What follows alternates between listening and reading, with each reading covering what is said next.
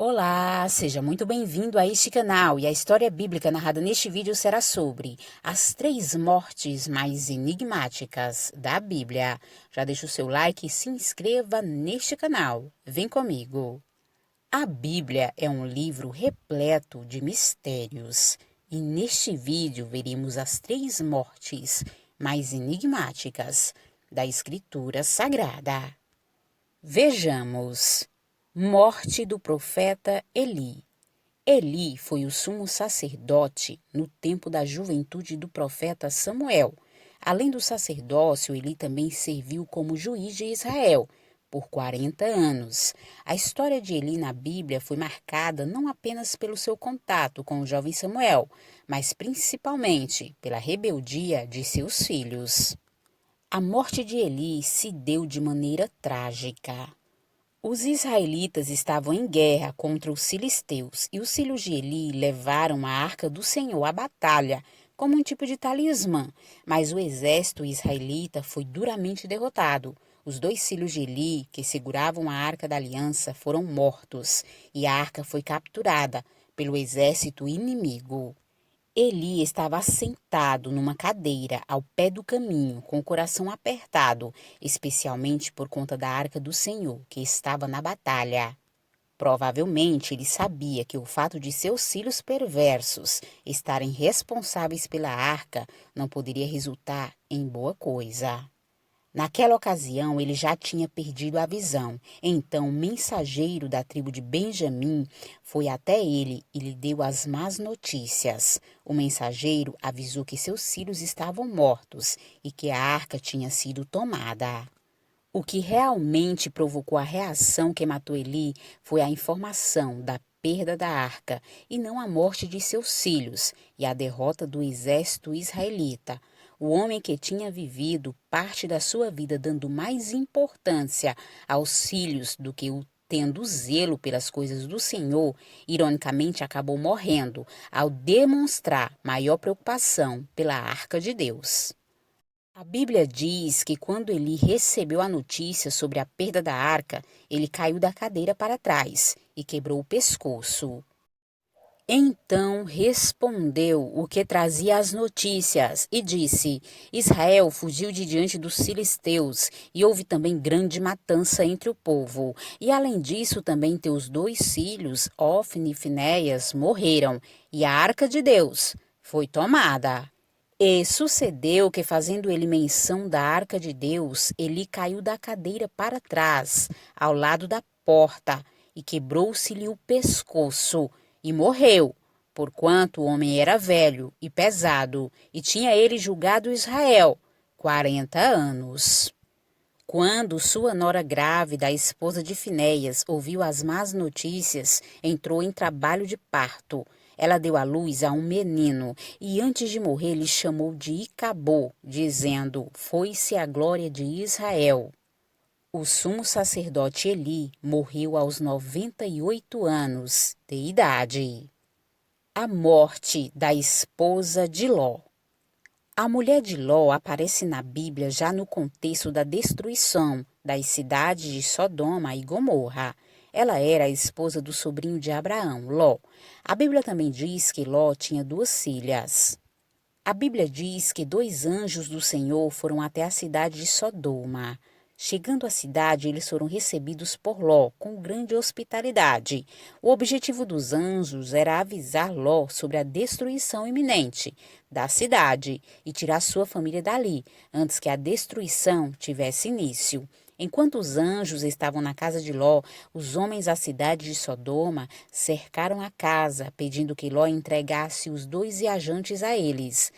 Os sodomitas queriam abusar dos 2 anjos que estavam ali, em forma humana. Os anjos do Senhor precisaram ferir todos aqueles homens com cegueira, pois os homens de Sodoma queriam pôr abaixo a porta da casa de Ló. Os anjos instruíram Ló a pegar sua esposa, filhas e genros e sair com toda a sua família da cidade, o quanto antes. O pecado de Sodoma havia chegado ao limite. Logo ao amanhecer, os anjos do Senhor apressaram a Ló para que deixasse logo a cidade. para que não perecessem no castigo de Deus contra aquele lugar. A mulher de Ló, o próprio Ló e suas 2 filhas foram todos conduzidos para fora da cidade e aconselhados a fugir para o monte. Nesse ponto, os anjos do Senhor foram bem específicos. Um deles, inclusive, chegou a avisar que Ló, sua esposa e suas filhas deveriam fugir com a determinação para salvar suas vidas. Eles não poderiam olhar para trás e nem parar no meio do caminho, para que não viessem a perecer. O texto bíblico diz: E aconteceu que, tirando-os fora, disse: Escapa-te por tua vida, não olhes para trás de ti, e não pares em toda esta campina, escapa lá para o monte, para que não pereças. Ló até conseguiu negociar a possibilidade de não precisar ir para as montanhas, mas poder ficar refugiado em outra cidade. Quando o sol ainda estava saindo, Ló e sua família já estavam chegando à pequena cidade de Zoar. Então, o texto bíblico diz que o Senhor fez chover enxofre e fogo sobre Sodoma, Gomorra e toda aquela campina, e tudo que havia e vivia naquele lugar foi destruído. O que antes era um vale fértil tornou-se um lugar de desolação e esterilidade. Foi nesse momento que a Bíblia diz que a mulher de Ló olhou para trás e foi convertida numa estátua de sal. Vejamos. E a mulher de Ló olhou para trás e ficou convertida numa estátua de sal. Ela desobedeceu à ordem expressa do Senhor através de seus mensageiros. Ela preferiu deixar de olhar para frente e contemplar a salvação de sua vida, para olhar para trás e contemplar a destruição e a morte. Juntamente com toda aquela campina, a mulher de Ló encontrou sua destruição. A morte de Moisés. Moisés foi o homem escolhido por Deus para liderar o povo de Israel em sua libertação da escravidão do Egito. A história de Moisés na Bíblia está registrada entre os livros de Êxodo e Deuteronômio. Enquanto liderou o povo de Israel, Moisés enfrentou várias oposições. O povo era ingrato e diversas vezes questionou sua autoridade. Moisés conduziu o povo até as fronteiras da terra prometida e, inclusive, enviou espias para investigar a terra. No entanto, Moisés não foi autorizado a entrar nela. Ele e Arão pecaram contra Deus no episódio em que feriram uma rocha. Deus lhe havia ordenado que ele falasse com a rocha para que ela desse água ao povo de Israel. Mas ele falou com ira, agiu com arrogância, tomando para si o lugar e a honra de Deus, e ainda agiu com violência, batendo na rocha. Depois Moisés orou a Deus e lamentou profundamente o castigo de não poder entrar na terra prometida. Na véspera do fim do seu ministério e de sua própria vida, Moisés arrumou sua casa e se despediu do povo de Israel.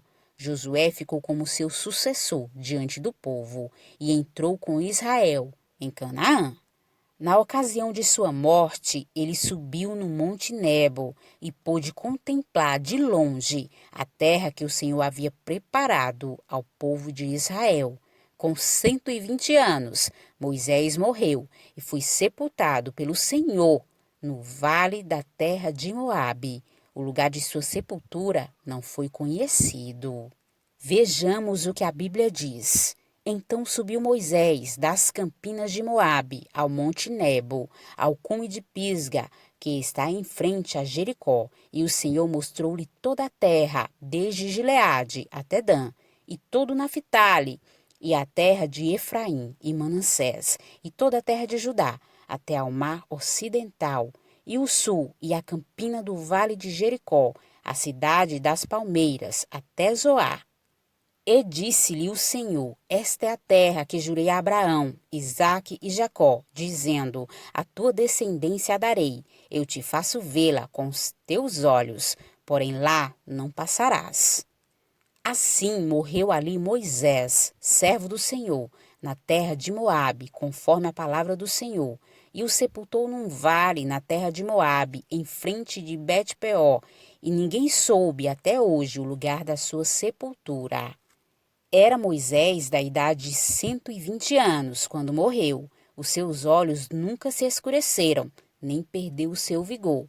E os filhos de Israel prantearam a Moisés 30 dias nas campinas de Moabe, e os dias do pranto do luto de Moisés se cumpriram. Moisés foi a única pessoa na Bíblia que o próprio Deus o enterrou. Na Bíblia é relatada ainda uma disputa pelo corpo de Moisés. Vejamos.